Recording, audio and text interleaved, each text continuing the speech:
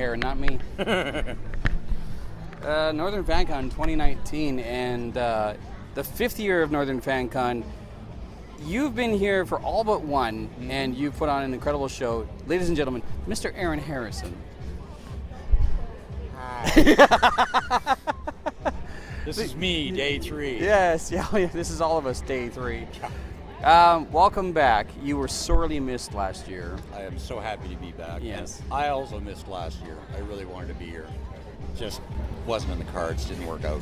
No, I told you and I totally know what happened there, and it was very unfortunate, but you're here. That's the main point. Yes. You are the mastermind and creator of a lot of things that people just kind of scrutinize and take for granted. Well, I'm only part of a team. Part of a team. Our costume designer and prop master, Maya Manny and Ken Harlow, they come up with the ideas, I try and execute them. Andy Poon, of course, does a lot of the original designs. Yes. And I think Maya put it best when she says it takes a village to build one of these things. It takes a whole group of people. Some of them, I end up just being the guy. Sometimes I just have a small hand in things. Right. But I'm very proud of every bit of involvement I have with any of this. But what is your official title? I am a prop builder, leather worker. Right. Prop builder, leather worker, sometimes actor. Sometimes, yes, that's true. Yep. I was in the season ender last season of Arrow. I was the guy yelling at Stephen Amell. I know you, Oliver Queen. Yeah, and the camera cut. Yeah, and cut. Yeah. So, what got you into leather building specifically? Well, if we go way back to ancient times when I was a child. Okay. So 10 years ago. Gee, mentally, yes. Physically, not so much. Nah. My father did a lot of, he was a jack of all trades. He was an engineer. He worked on the Avro Arrow. He worked on the Canada Arms Space Arm program. He worked on just tons of things. He was also a woodworker. He was a welder. He worked on electronics. He did some leather work, brewed his own wine, beekeeper. Wow, Even though he's allergic to bees, farmer, drafted, designed his own house. I just keep going. Wow. I picked up some of those skills. Not nearly as much. I picked up his hairline. And I learned leather work for him. I learned different things, woodwork. I've always been kind of a crafting kind of person. Right. And, I was dressing up as monsters and whatever, superheroes or whatever show I watched as a kid. Space 1999 was one of my all-time favorites, if anybody remembers that relic of a show. Right. And then for a while I do prop building, sometimes I do acting, sometimes extra work. I've been in set dressing, I've directed a couple of small things, built costumes, and leatherworking was just something I had an affinity for. Right. I worked in a store for a while, building things like bondage gear. But it paid the bills, so Yes. I'm not going to complain. But that did lead to working for stuff for film because they need custom leather work. There's only a couple of people in town at the time, and I'd get a lot of the work and make a lot of contacts when I was doing extra work or whatever. So then I started, I was even a art director for a show called Slightly Bent TV. I had a Leo nomination and everything. Oh, wow. And that's kind of like Mark Meir and I kind of laugh about his show Tiny Plastic Men because I was like, no, I've done a show like that too. Canadian budget comedy. Yes. So no budget comedy. Basically, yeah, exactly. And I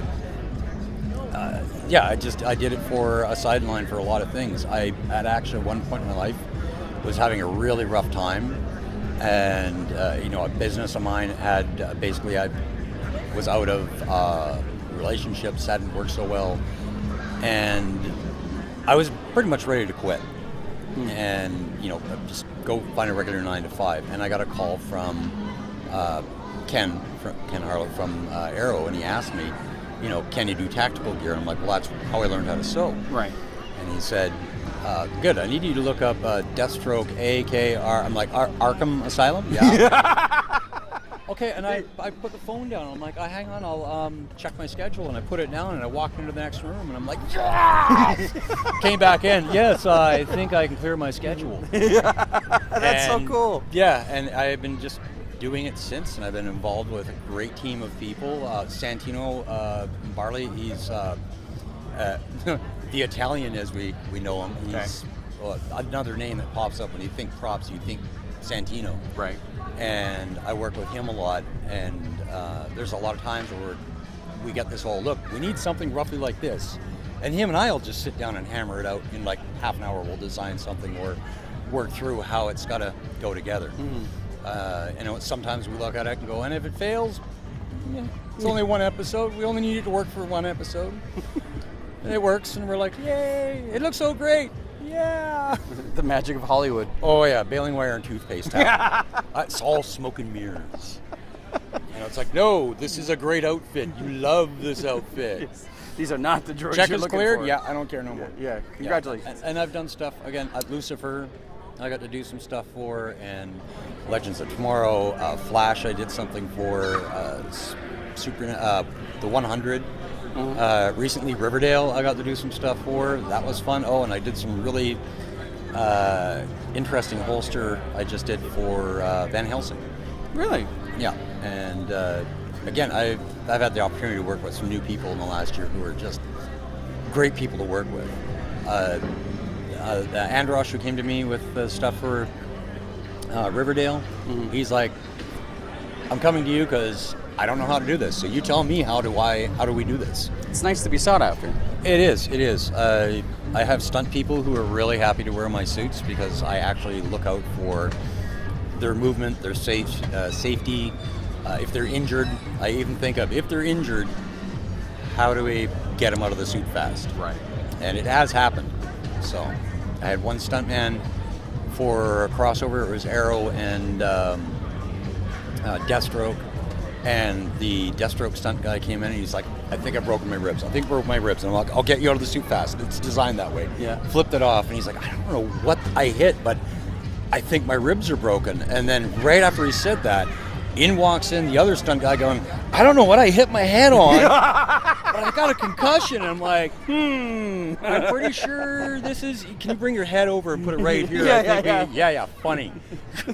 So it happens. But I have a lot of respect for stuntmen. It can be a short-lived job. I know guys who will work with injuries, concussions, broken legs, fractures, and they will just keep going. What's the next cue? Yeah, what's the next job? So, yeah, sorry, rambling. No, it's fine. That's why I love you.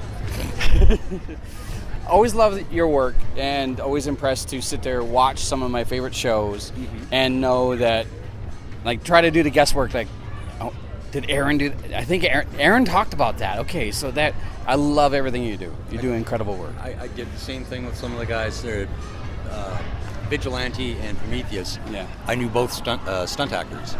And there was a scene where they're fighting each other, and I was like, oh, they must have got to wait a minute. They both play both characters. Which one is which? And I finally got to ask them, and I was like, yeah, so which one of you guys did it? And they're like, trick's on you. Only one of us was playing in that one. Somebody else was in the suit. Because you can have like 3 or 4 people doing stunt for the same thing because they have a specialty stunt they do. Yeah. High falls, getting shot, fights. Right. There's a couple of stunt guys.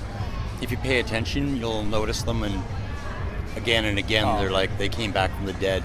Oh, yeah, okay. Because, wait a minute, wasn't he here a couple weeks ago? I got a friend, Barry Nerling, he was on Supernatural. He died 9 times in one season. That's staying power. Yep, as different characters. But Barry's just kind of got that face. Sorry, Barry. So, I love your Instagram feed, so just tell everyone where they can follow you on social media or anything of the sort if they want to, admire your work. Yeah, well, you can find me on Facebook on Harrison Arts. Please don't ask me to build stuff from the shows. I can't. I want to stay employed. Yes. You can also find me on Instagram under Harrison Dark Arts, all one word. I do also post pictures of my cats. Which are adorable. I love my cats. Yes. I have 5 cats, 3 cats, 4 cats. I don't know. I have cats. Yes. So, Yeah. Harrison Dark Arts. Harrison Dark Arts, and I keep posting things when I can. Sometimes it'll be like, "Wow, you're not posting a lot of stuff from the show." And it's like, yeah, because I could be sued. My Batman, I was like, "Look what I made, a Batman." Yeah. Show didn't tell me to do it. Here's all the pictures I can send you. So home projects. Home projects. Yeah, I can do that. But as soon as the show comes out, oh yeah, I'm going to start posting pictures. As soon as it's aired, I'm going to have a lot of stuff coming up after, the next couple weeks from Arrow, because as soon as the episodes are aired, here's some pictures. This is how it came to be. Yeah, this is exactly. And sometimes people will be surprised. You're kidding me? That's how it was built? Oh yeah.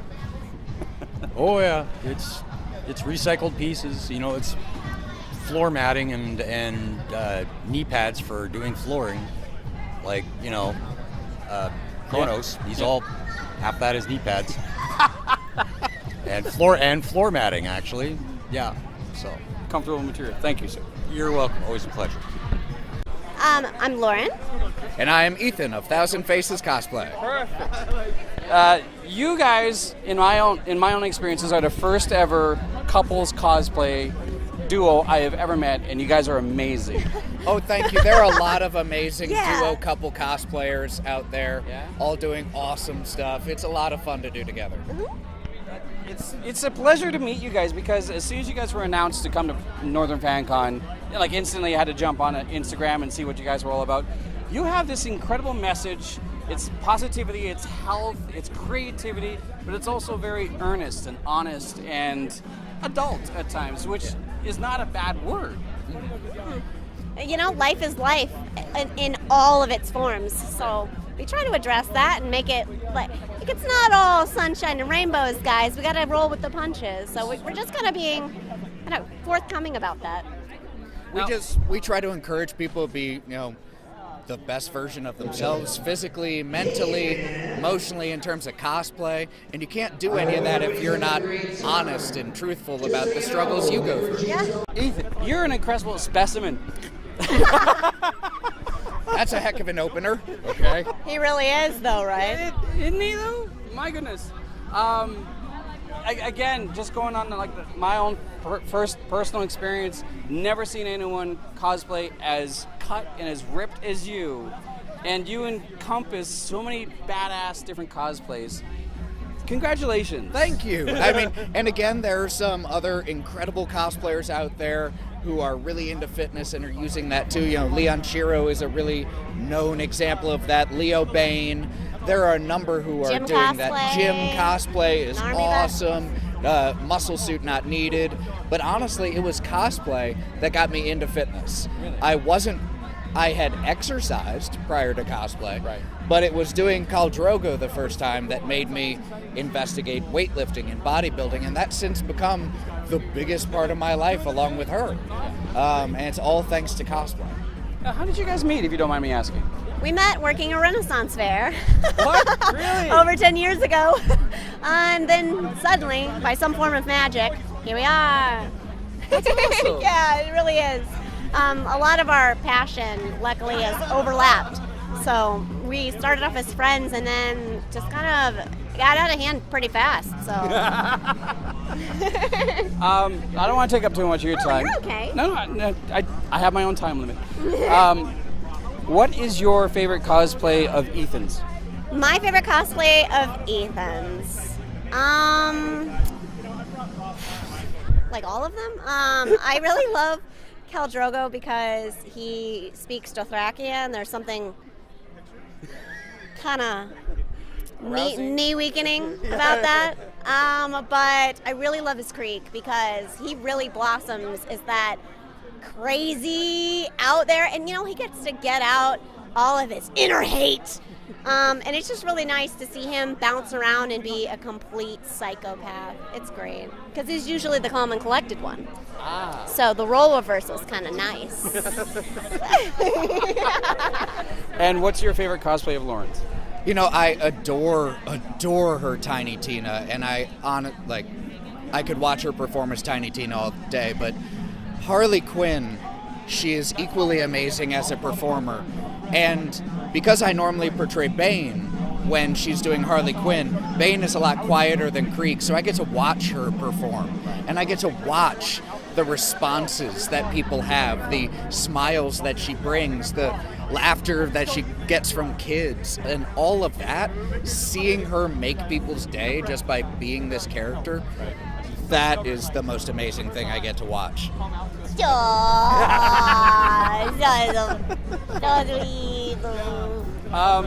If I could pick one, your Sonya Red Yay! is incredible. Thank you. That was a big jump for me, so I really appreciate that. And I think Sonya Red is how you write her name on legal documents. Yeah, legal documents. Sonya, Red. Yes. And as a touch of your judging duties yesterday, cosplay, what was it? The Performance Award. Performance Award, yes. You hit on a great point of expression. Sometimes less is more and more is less. On that note, your One Punch Man. Oh, thank you. Is awesome. That was entirely a closet cosplay. I had the hoodie, and I had the briefs, and I had shaved my beard off for Mr. Torg. And so when I shaved the mustache off and I was clean shaven and I had a bald head and I was close to contest shape, I was like, I've been wanting to do this for a year. Let's make it finally happen. And man, that just blew up. I did not expect that. The stupidest things, man. I can spend hundreds of hours on Kratos, and that one took me hundreds of seconds. And such a bigger response. Well, the shaving, that's what it was. Yes, exactly. It's May the 5th. You are mere weeks away from your next competition. Mere days away from your next competition. Good luck to you on that. Thank you. I need all the luck I can get. Where are you competing? What category are you competing? What are you hoping for? Cool. So I'll be competing at Junior USA's. It's in Charleston, South Carolina. It's a national level bodybuilding show. That means you have to have won a previous regional or state level show to enter. And I will be competing. I'll be competing in classic physique, which is kind of the middle size between. There's men's physique, which is kind of more Abercrombie and Fitch looking models. You have your open bodybuilding, which is your absolute mass monsters. They're enormous. Classic physique is kind of the Goldilocks in between those two. Well, good luck to you. Thank you. I'll need it. Finally, I'll leave it to you. Where can people find you on social media, follow you, and admire all your work? Thousand Faces Cosplay on Instagram and Facebook. Right. We're super responsive. It's just the two of us. So if you ever want to ask us questions about fitness, about mental health, any questions about how to go about just getting into cosplay, we're literally just going to say, get cosplay, wear cosplay, be cosplay. But if you ever have any questions, please reach out to us. We love talking with you guys, and we know it takes a village to kind of get us out of our comfort zones, but we're here to toot your horn, so come find us. Thanks for your time. Thank you, man. Thank you so much. Thank you. This is your second year in a row. Ivy, Doom Kitty. How are you? It is. It's been great. Yeah, I'm a little jet lagged from my last trip, but oh man, I've had a blast. What have you been up to the past year? Your social media presence has been doing quite well. Oh, thank you so much. Oh, really busy. Just traveling around to a lot of different conventions. Yeah. Did a lot of international conventions last year, and kicking it up again this year. So it's been great. Just planning out different projects. Right. Working on my next calendar for the following year. Working on my Twitch channel. All sorts of different things. Your So Twitch it's been channel, sorry, your you're your Twitch channel, before I forget, your Twitch channel has actually been getting, from what I can tell, a lot of traction within the past even like 4 or 5 months. People just finally catching on to you? I don't have a stable Twitch schedule. Yeah. Where I stream regularly, and I think that's the main issue with me. Most other streamers, they have a regular schedule, so it's like in essence like a show. On these days, you can tune in and watch so and so. And for me, I've honest to God, it's just been like, oh, whenever I feel like it. Today, I feel like doing a Q&A. Hey guys, I'm gonna do a Q&A right now. You guys want to watch me? Right. Or hey, I feel like singing. So come and hang out, and I'll sing random crap whenever I feel like it. Or let's do some gaming today. I'm gonna play Portal. I've been playing through Portal lately on my streams. So that or Jackbox or whatever. But it's generally very like hangout kind of a vibe. And I've been doing a lot of no makeup streams where I'm just streaming with no makeup. Just comfortable. Like, hey, this is me. And I've been finding the no makeup streams have actually get more views than me in makeup and all like made up. Yeah. Why do you think that is? I don't know. I have no idea. Odd. It was like, ooh, it's you. How natural. Kind of, I don't know. I have no idea. But hey, it's fun. It's fun, and if it means, oh, okay, I don't have to do my makeup for this stream. You guys are cool with me? Cool, you guys like me without my makeup? Okay, I'll do this. And I can't complain. I'm not gonna complain. It's fine by me. Oh, good. Yeah. You're still getting a lot of traction, and I'm still a huge fan of your Bowser armor, which is incredible. Now, armor is, it seems as though it's becoming more and more niche. A lot of people, in my opinion, or from what I've seen, have been go more clothing and more Pepicura. Really? Are you, like, do you ever want to, or have you ever started to venture further out from armor work? I'd say that I'm pretty balanced between the two. Okay. Either it be, textiles, fabrics, or doing armor builds. I enjoy both. Right. I'd say as far as armor builds go, I love the painting part of it. That's my favorite part. The building part's okay, but the excitement for me is when I'm actually taking all that time to do my painting on it. I enjoy that. And then the same thing with textiles. When I'm making a costume, I enjoy the finer details in it. So the one thing I really want to focus on for this year is to incorporate a level of beadwork. I love beading, and the only thing anyone's ever seen with my work beading wise, or I don't know what the word is for that, is when I used to belly dance. So I'd make the bra and the belt, the bedla, and did a lot of beadwork with that. But I haven't actually put that into a cosplay costume. So I definitely want to make something where I can really show that part of my skill set. So I love that type of work.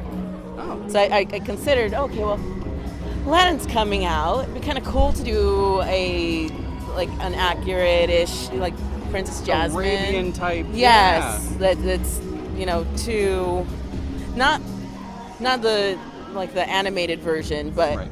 Something what they would actually wear. Yeah. More realistic, if you were out there. traditional. Yes.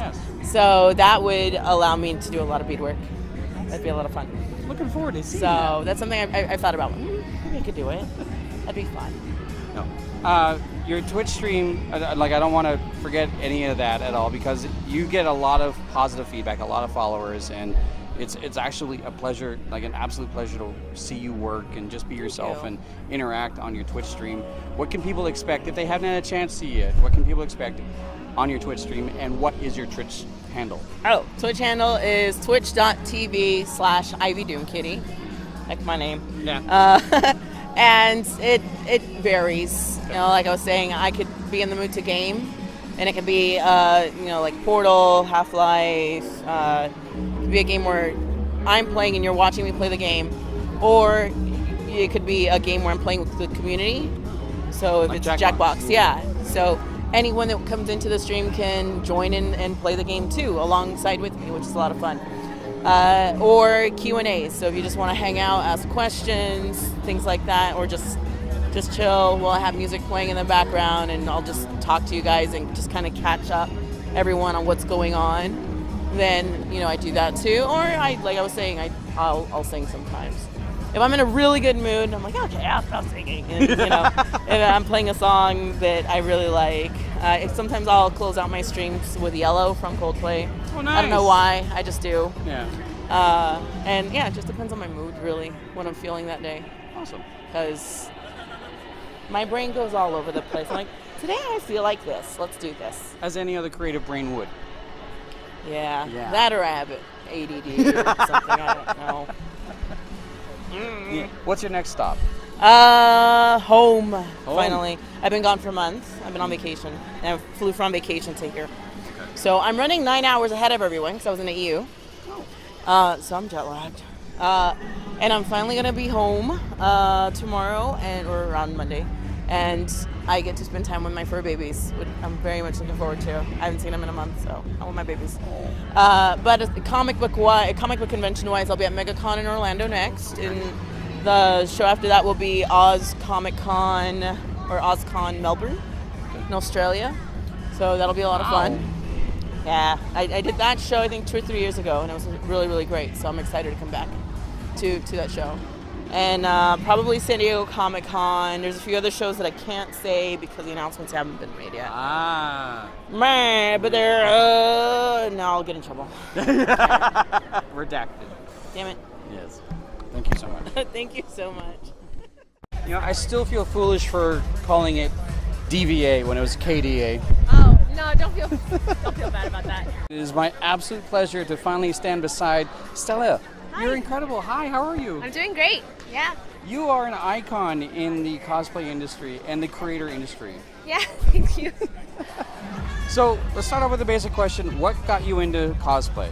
I've always been a huge nerd. I used to run the anime club in high school and in college. I used to LARP. I used to be on the board of executives for a comic book club. So, like, everything I've ever done has always been super nerdy. I've always watched anime, and so I don't even remember like exactly when I started cosplaying. I know that I started taking it more seriously in 2011. Right. That's when I started like building my own costumes and traveling to more conventions. But like, I just been a nerd. Like the nerd life, I was born into it. Everyone else simply adopted it. You're ahead of the curve. Well, I don't know. I mean, like, I was never ashamed of the things I loved, and Right. I was always trying to like make other people fall in love with it too. Right. Yeah. Do you lean more towards anime or video games? Definitely anime, Yeah? for sure. Like, anime has always been the thing, like the constant in my life. Like, I could probably get a PhD in anime knowledge. I don't know. I know so much. So it's a hobby as well as a passion. Yeah, I really want to turn it into work somehow. Like, it would be really awesome to help like bring anime over to the States better. Like, I want to work in the industry eventually. You know, when I'm like retired from cosplay. So, made a bit of a confession. The KDA music video came out, and I was Yeah. enthralled with it. Mere weeks later, there's a cosplay, and it's you as one of the characters. Well, from I wasn't even the first one. There was like tons of other people who had done it already. Still, that's the way my recollection of you, me discovering who you were. And it was just incredible because the turnaround you. seemed so quick. Well, my whole thing is that, like last year, 2018, I was doing one cosplay a week as a challenge for myself, and it was really, really awesome. And then 2019, I was kind of doing something similar, except instead of building it for myself, I was building it for other people for a show I was doing. But yeah, one cosplay a week, bro. Like, that's what I've been up to. Your spread is incredible, and it varies from moderately adult-oriented straight down to straight out of the pages from anime and video games. Yeah. What is the most difficult material for you to work with? I would say probably prosthetics and things. Like, I've never really ventured into that, like special effects. Right. Makeup and things, like I'm still learning. I really want to get better at like facial transformation, where like I do the makeup and I just look like the character, because Right. that's a thing I've never really gone into. I always just look like me dressed up as a character. What I want to do is for someone to be like, wait, that's not CG? That'd be a great compliment. Yeah, that would be really cool. Well, your Luna is incredible. Yuna. Oh my god, that's the second time he's gotten my character wrong. He's like, your DVA is great. I'm like, are you saying diva? Because I've cosplayed diva. And then he's like, no, what you're wearing. I'm like, KDA? He's like, oh my god. Oh my god. I'm being facetious. I couldn't, because that was a complete brain fart. I'm up there, and I don't know if you noticed it, but I'm up there in a cowboy, and I know it's a story about me, I'm sorry. I'm up there in a cowboy costume. Halfway through the interview, my belt snapped. Really? So I was holding my belt down, and I'm like, please don't let my belt fall down while I'm still fielding questions. Wow, that's so funny. No one noticed, but yeah, Thank wow. Awkward.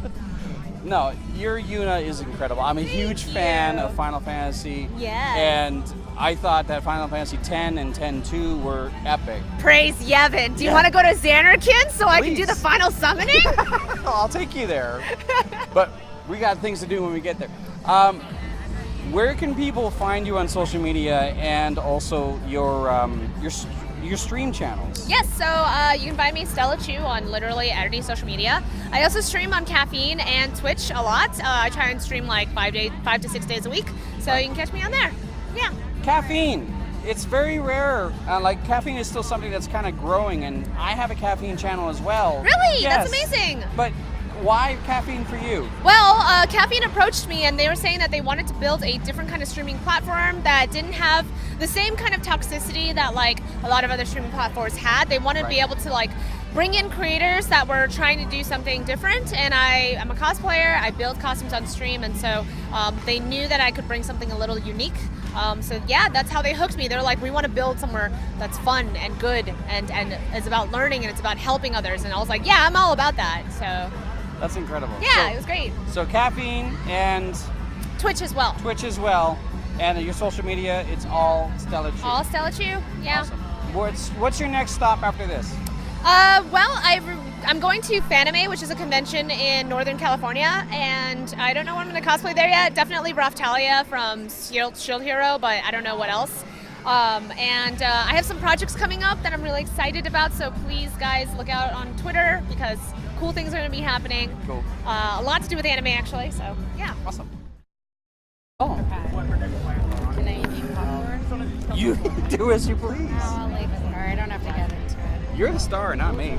No. Okay. Andy, how are you? I am good. I mean, It has actually been quite a long time, a couple of years since you and I had a chance to talk. Yes. I was here last year, but the year before that. Right. But that year I saw you down in Vancouver as well.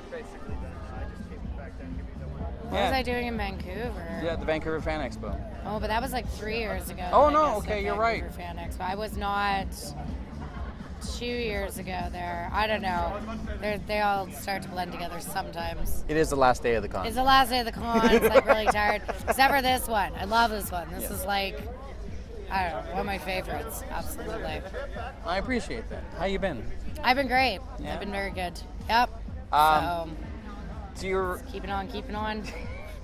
You and I were just talking about Twitch and streaming and stuff like that, and I gotta say it is absolutely like almost a feeling of pride watching your Twitch community grow over the past couple of years. Thank you. I appreciate It's all because of you. No, it's all because of you guys.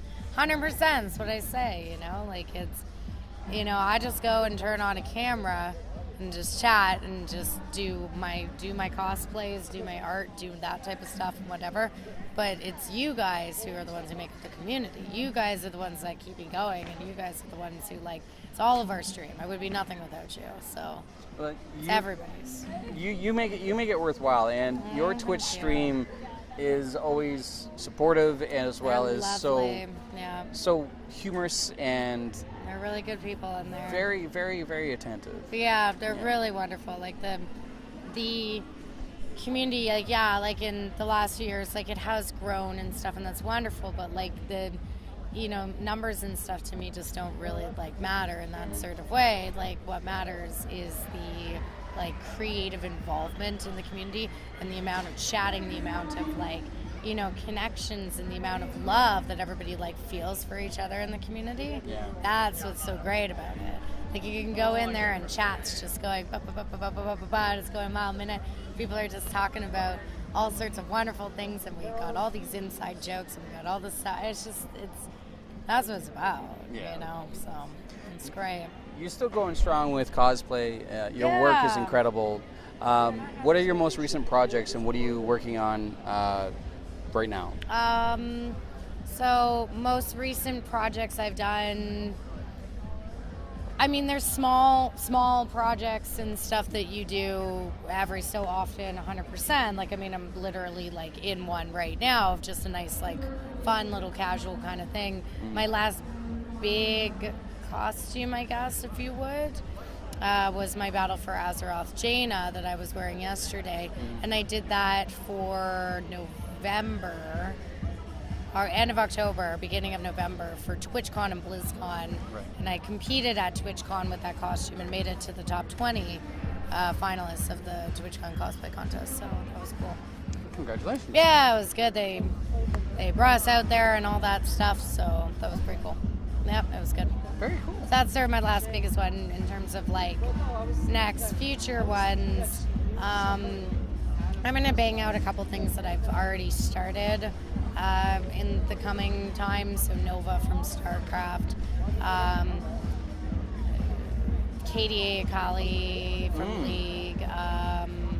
It's like a couple others that I've sort of started and haven't finished. But my next like super duper big one is Secret, and it's for the TwitchCon cosplay contest this year. And I'm hoping I make it as a finalist to the top 20, and I'm also hoping that this year I'm going for top 5 if I can try and get in there, so we'll see. I want to win my category. Oh, yeah. And this is probably going to be my last competition I ever do. Really? Why is that? I don't know. It's just, Time you to hang it know. up. Yeah, I mean, I'm obviously still going to be making costumes and stuff for myself, like personally. But I never was a really big competitor before. I've done some competitions and I've won some titles, and I did that when I first started. Then I stopped competing for a bit. Then I got back into competing again for the first time in a long time with like TwitchCon and that type of stuff. And now I think I'm just going to put everything that I have into this. And then, I don't know. I like competitions, but then there's a lot of things I don't like about them. So I think I'll just, this will start being my last time I try to go hard and do a really big competition costume. I'll still be going hard and doing costumes like just to, Just because I watch it, because I love it, because it's my passion, so. You don't need any other excuse, just because. Yeah, just because, right? So, just to keep this brief, just a reminder, where can people follow you on social media, and when can they catch you on your Twitch stream? They can follow me on Andy Ray Cosplay on any sort of, I don't know, it's the end of the day. Like, you can see it's hard. Yes. And there's my picture. Andy Ray Cosplay, Andy Ray, just on any social media, it's always Andy Ray Cosplay. Twitch is twitch.tv/Andy Ray Cosplay, but I stream every Tuesday, Thursday, and Sunday, starting at around 7 Pacific Standard Time /8 / going until like about 3 in the morning. We're a nighttime crew, so. And every Sunday I actually do cosplay transformations. So I've been working on, so I'll just be naked face and barefaced and stuff and turn into a character throughout the course of it. I try to choose heavily makeup stuff and heavily detailed things, so I started really getting into body painting. Cool. Teaching myself how to body paint. That all has to do with my secret costume too. It's going to be a bunch of different skills in there, yes. But so yep. That's on the socials. Any other questions? No, good. I don't want to keep it too long. Oh, it's very fine. fun. Yeah. Thank you so Wonderful. much. It's Thank always a you, pleasure dear. seeing you. Of course. It's so wonderful to see you. I hope to be back again. Yeah. I can't believe I'm doing this 2 years in a row. Me neither. You are a legend. You're an utter legend. Northern Fancon 2019. Yeah, 2 years in a row. I'm sitting beside the legendary Mark Bernardin. Sir, it's a pleasure. Hey, it's good to be back. It's good to be here. So, for the past year, a lot has happened in the world of Hollywood, as well as everything you do with your partner in some of the sexy crime, Kevin Smith. Sexy crime partner. And also in your world. So how have things been? Like, is this a bit of a whirlwind, or? It has been the most surreal year, I think, of my life, in that, things with Kevin are still going strong. Like, we're still doing the podcast as often as we can. The last time I was here, I had done one TV show, I think, that nobody had seen yet. Castle Rock hadn't been out by the time I was here. And in the interim, Castle Rock came out and did the things that it does. And I've been on now 2 other TV shows, of which at some point people will get to see. And we're a little bit behind the times in Canada. Well, no, I mean, neither of them are out anyway. So, Treadstone won't be out until the fall of this year. Carnival Row, the first season of which will also be out in the fall. Although I didn't work on the first season, I'm working on the second season. So my work on that won't be seen until like next year. It's but it's all been gravy and lovely, but super, super weird. Really? Yeah, in the best way. In the best way. In the best way. Well, it's so cool. It's so fun. And like I said, I was beside myself last year and this year yet again because I still see you as just this icon, this epic presence when it comes to comedy, storytelling. That is awful generous of you. I'm mostly a con. I'm mostly trying to convince people that I know more than I know and I can do more than I can do. One day they'll figure it out. You know, just trying to pull the wool over everybody's eyes. It's a long con. It's a long con. So with everything that's happened in the past year, do you have a lot of projects and like irons in the fire coming up for 2019, 2020? There are always irons and lots of fires. Yeah. It is the only way to do this job, which you can't ever rely on one thing to go, because the sad reality of life in Hollywood is most things don't happen. So you have to play the numbers. And like if I put 50 things in the fire and one happens, that's a win. Yes. You know, so there's a couple of comic book projects, honestly, that I've been working on for years at this point, which should see some semblance of fruition in both 2019 and 2020, which I can't talk about just yet, but those are all very exciting. And then some TV stuff, which, knock on wood, might actually be something that happens, which I can never count on or rely on, but I'm always joyous when they happen. You were featured in that magazine right there, and you were writing about this guy here? Yes, the sir. Entertainment Weeklies? Yeah. And your article was about what? It was about Black Panther, as we were hoping that it was going to be nominated for Best Picture, as it turned out to be. When I got the assignment, we didn't know yet. So it was like, all right, write it. We're going to hope it does. And if it does, we get to talk about sort of the effect that it had both in Hollywood in general and on me specifically. And being able to come to a movie and see so much of who I am and who I'd like to be and the world that could exist if but for a couple of odd pivots in history.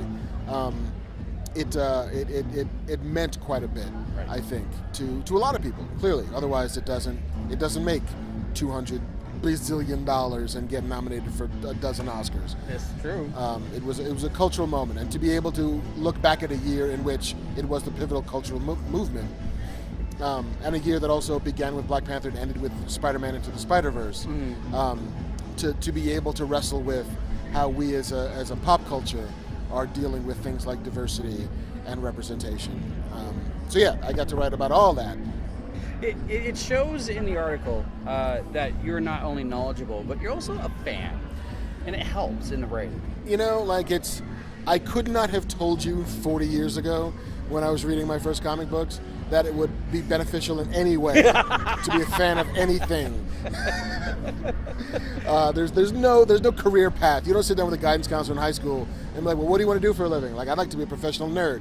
Ha! Have you thought about the military? I did 3 years in the military. I got the same answer. You know, do you have any real skills? Not at all, except I could tell you what happens in every issue of the X-Men. Exactly. Like, that's not a marketable skill, sir. Oh, just you wait, buddy. Just you wait. I could even point out the grammatical errors that happen. Yeah, totally. I can explain the plot of Dune. Can you do that? No. Where's my money? It's not a conversation you have with a guidance counselor in high school. What do you predict for Black Panther 2? The only prediction that I have for it is that there's going to be a Black Panther in it, which we always knew there would. Yes.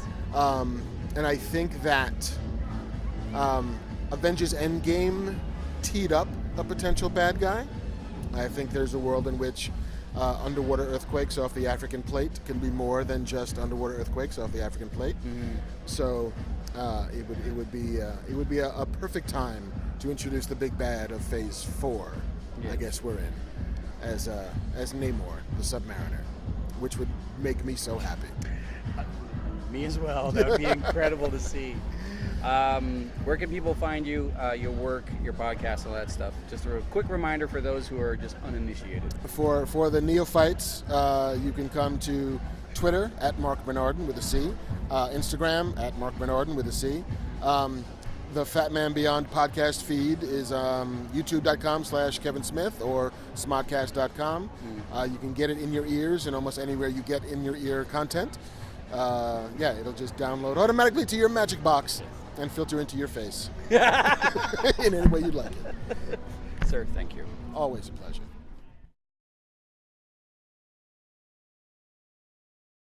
A couple weeks removed from Northern Fancon 2019, the 5th anniversary of Northern Fancon, and a staple when it comes to cosplay judging as well as presentation and incredible feats of cosplay is Lane, and he's joining me right now. Thank you so much for joining me today.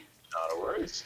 Now, let's get all the basics out of the way because I know we've covered them before, but there could be some people who are just unaware. What got you into cosplay to begin with? Weirdly, there were some buddies when I moved back down to Vancouver Island, and we said, hey, we should go to this convention in the very south of Washington, and hey, you can dress up. So we decided to dress up as a group.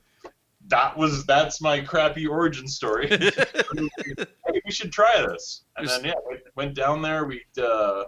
I competed in their cosplay contest and won best in show.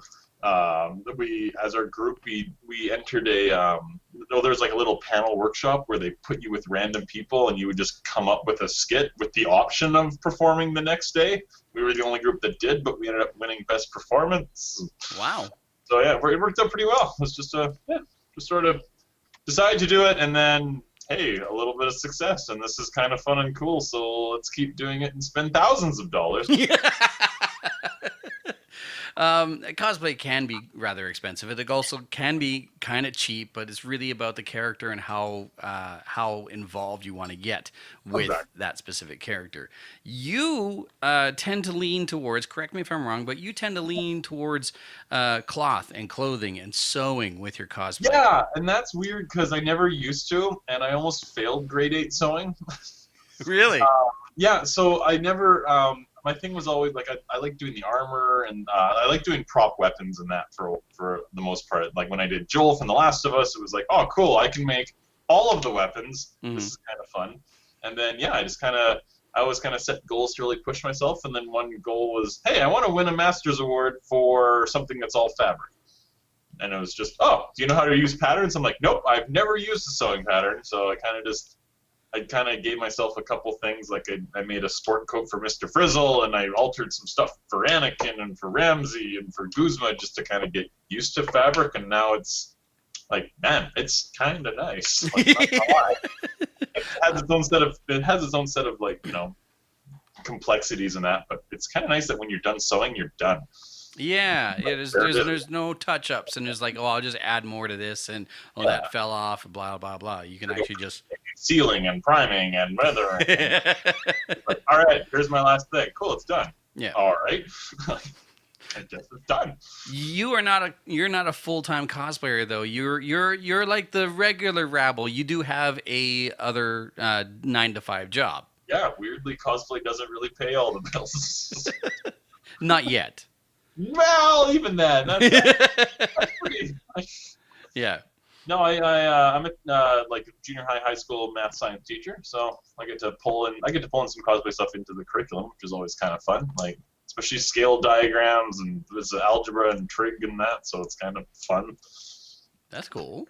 Yeah, no, it's not too bad. Yeah. That was one of my projects. Was all right, kids. I brought in my sword for Ganondorf and said, "Here's your project. By the end of 2 weeks, you're gonna build a prop." Oh. And it's gonna be scaled to you. So I made them. They grabbed the pictures.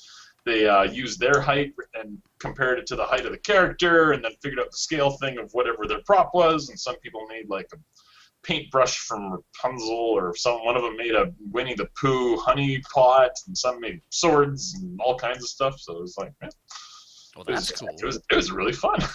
I would actually like to build a Winnie the Pooh honey pot. I think that'd be kind of neat. It wasn't too bad. It was pretty fun. It was all paper mache, and a lot bigger than they thought it was going to be. It's funny how projects... Not 6 feet tall, so... Yeah, it's funny how projects just kind of grow like that.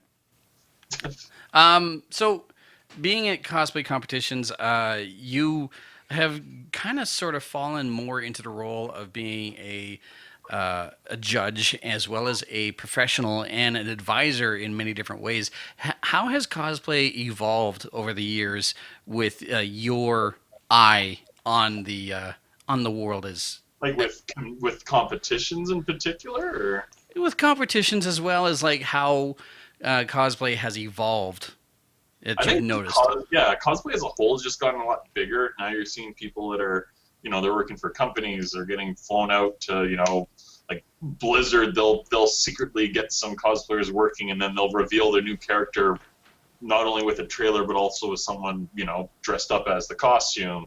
In terms of contests, it's interesting seeing just.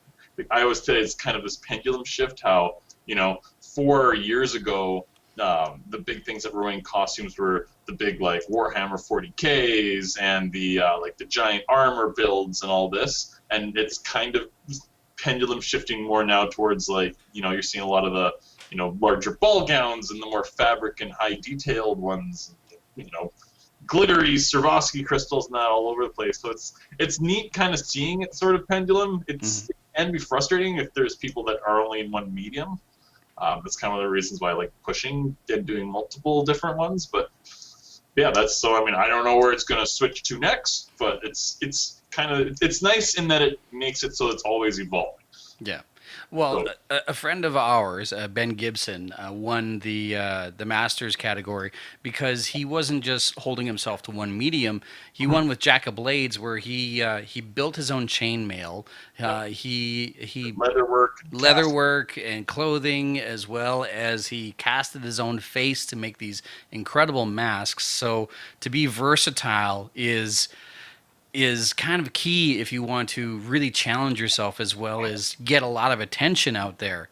Yes. Yeah. Also that, if you and I both make incredible armor out of foam, but I also made leather pouches and you didn't, having that different medium definitely can give you a bit of an edge in it. And it's kind of neat just from a builder point of view because you get to challenge yourself and work with things. I would never have worked with fabric if I wasn't doing like competitions and stuff like that. So. Right.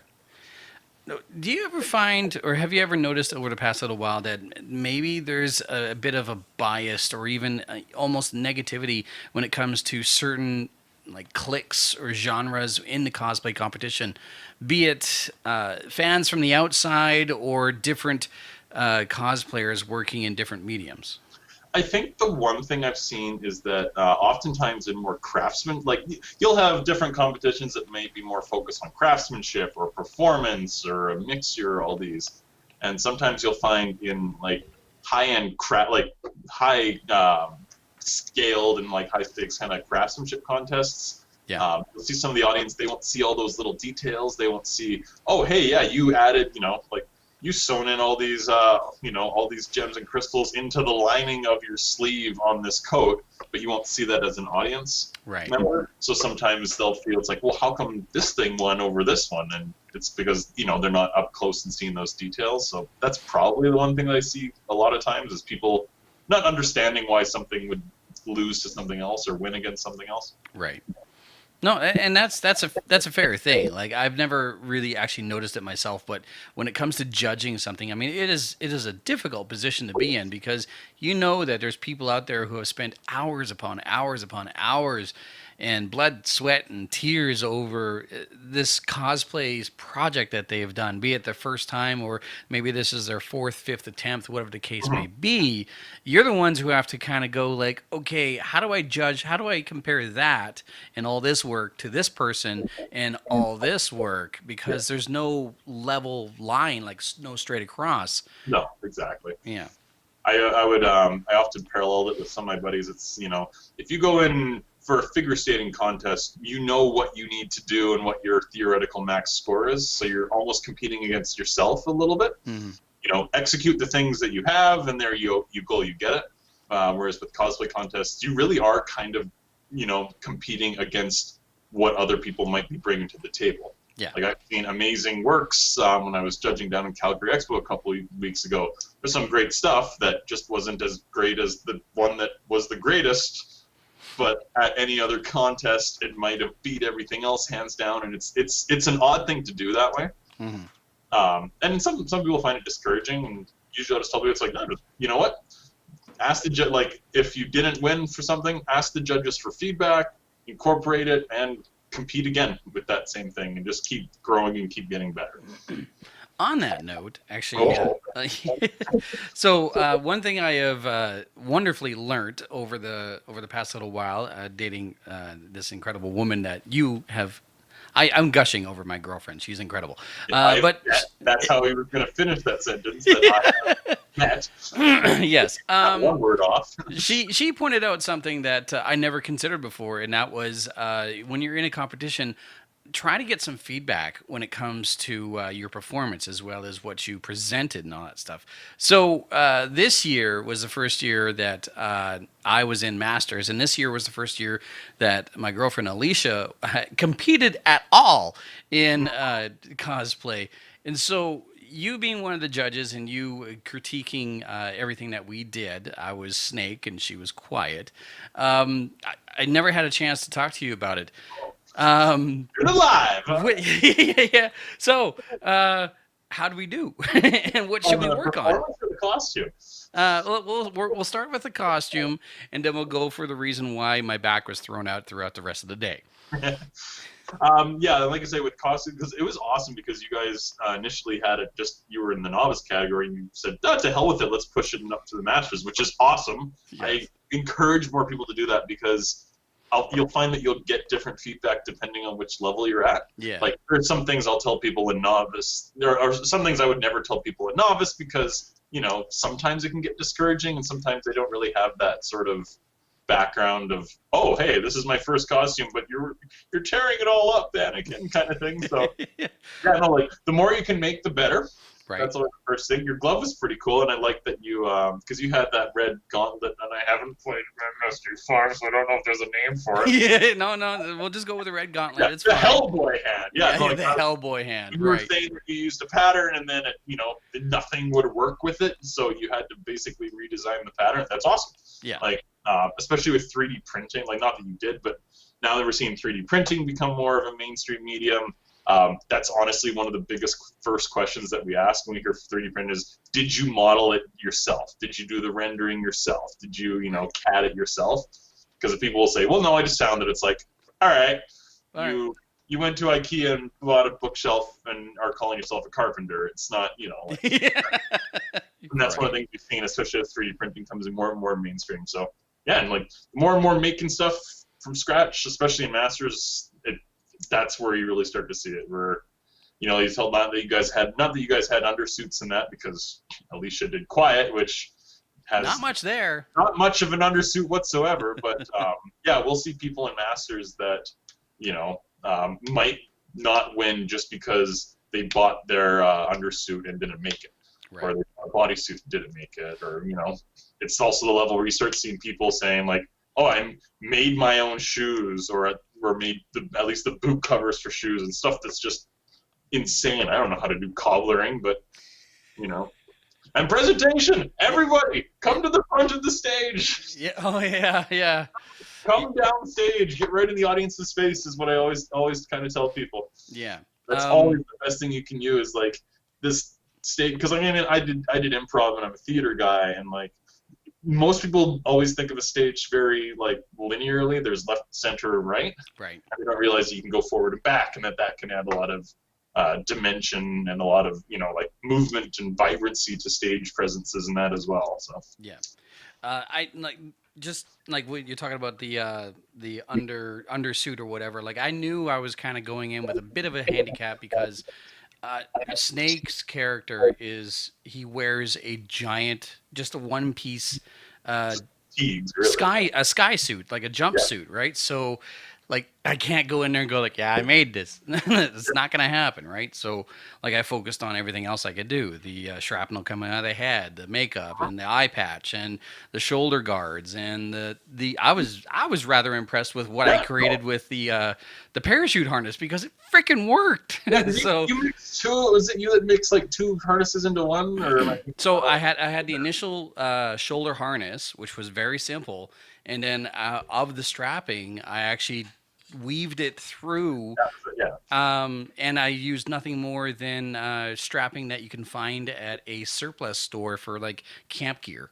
Yeah. Oh, we have like a camping store in Edmonton. It's fantastic for nylon webbing and like the buckles and everything. It's just, hey, this is right in my backyard. I never even knew about it. So 300 meters of nylon webbing, please. Exactly. So we went through the judging, and like I said, just like what you said, like we tried to build as much as possible. Quiet sniper rifle used to be an Xbox One controller shotgun, and my gun used to be a fully functional airsoft M16, which I added what I could to it, but there's not a whole heck of a lot. And then accessories and. I mean, Alicia rocking Quiet's costume as best as possible, because anyone who's seen a photo of Quiet knows there's not much there. I'm pretty sure when Kojima designed the character, I think, I could be wrong on this, but I think that he even said, it's like, I'd like to see the cosplayers do this. Like, you idiot! Why would you? It's Kojima, though, so he probably knew. It's like, good, I'll antagonize them, and they'll do it and give me all the free marketing. Exactly. Then Konami will have to keep me... Oh. Too soon? Too soon. Yeah, sorry. So like we had a lot of fun with that. We were very nervous, but of course we get to the presentation and the onstage performance where Alicia and I practiced that routine for like a week, 2 weeks, week and a half. It totally shows too. Yeah. And so a little backstory. I don't know if you know about this. I don't know if I shared this with you, but we practiced, and she practiced hip throwing me every single time, and everything was fine. I never hurt myself once throughout practice. And then we get to the actual performance, and I landed flat on my back and knocked the wind out of me. So I had seconds to gather myself before Alicia came and like scooped me up again. But we had a lot of fun, and while I was up on stage, like I heard reactions, which was everything I was going for, because I knew as soon as I went for that box, there was going to be a reaction, and as soon as Alicia threw me, there was going to be a reaction. I don't think anyone was really expecting that. Like, it was really? Like, oh damn! Like, so I want to know your thoughts when you were witnessing that for the first time. I was the same way. I was just like, oh shit, that's an actual like judo throw. Okay, like there we go. Which is always fun to see. Yeah, the box is just, it's great. I remember I would see like Video Games Live, like they do concerts and they'll have one of the guys, like, one of the guitar players sneak around, and it's like, go figure that a box is like one of the best key things of Metal Gear Solid. Everyone's like, yes! I don't know how, but there you go. Boxes are the best prop in the world, go figure. Like, as long as it suits the character. Yeah, and it's just, I love that. Like, good old box memes. So with our cosplay and our stage presence, I mean, we didn't place, and we're not upset about that. We had a lot of fun, but like constructive criticism moving forward. Yeah. Trying to think. Yeah, like I say, come down stage and use like the depths of that is what I will often tell people. I know me and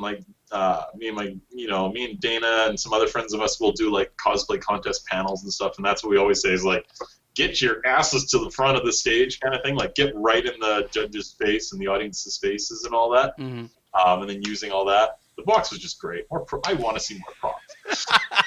That's one of the reasons why, like, I really wanted to push this year, because at Fancon 5, it was the first year that we had a Best Performance Award. And that has been something that I've been pushing. I kind of took over around year 3, basically running it, and that was something that I've been kind of pushing for over and over, because performances are awesome. And, the more people that are incentivized to do performances, the more that everyone kind of builds off of it, because something that you might have seen or something, that someone else might have seen might up their game, and, so they'll do an even better skit, and then everyone does another one, and it's this cool, like, Shoulder of Giants thing, which is just the best thing. Yes. That's the reason why you see, even just with construction and craftsmanship, why you're seeing such amazing builds, is because everyone's, built on each other. Yeah. And they see something and they realize, like, I want to do that. And, like, no such thing as copying in cosplay. It's literally just like, no, take it, build it, right? Yeah.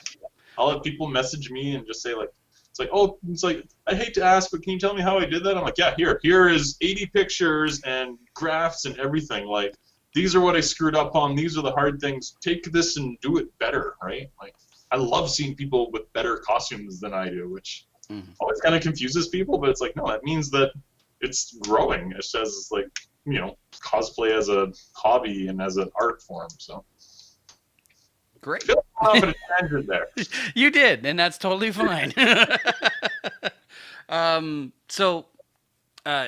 Just to quickly wrap it up, because I don't want to take too much of your time here. I know you and I could shoot the shit for hours. Where can people find you on social media, and what are your future plans? I pretty much go by Alpha Nerd Cosplay on everything. My website is, alphanerdcosplay.com, and we'll have links to all my social medias. On Facebook, it's Alpha Nerd Cosplay. On this, it's Alpha Nerd Cosplay. It's all kind of those things. On Twitter, it's something stupid because it's one letter too large, but who uses Twitter anymore? I don't know. We know one person who uses Twitter. Instagram is probably where I'm most active. Same deal there, Alpha Nerd Cosplay. What's in the pipe right now? I have a bunch of drawers of like fabrics and materials that I bought for costumes over the past couple of years that was like, I'm going to make this, I'm going to buy all this, and it just goes away. So part of me is like, I need to clean this up and actually kind of work on these costumes. So I've got some, purple stuff and a big blue wig. So I'll probably get my Seymour from Final Fantasy X going. I have about 5 meters of red stretch velour, which there's only literally one character that you know of in popular culture that would use red velour. Zap Brannigan. The man with no name. Zap Brannigan. Yeah. If you need me, I'll meet you underneath this quesadilla. I'm a man who needs no introduction. Kip, introduce me, for God's sake. All right. Thanks, Lane. No, don't worry. Have a good one, man.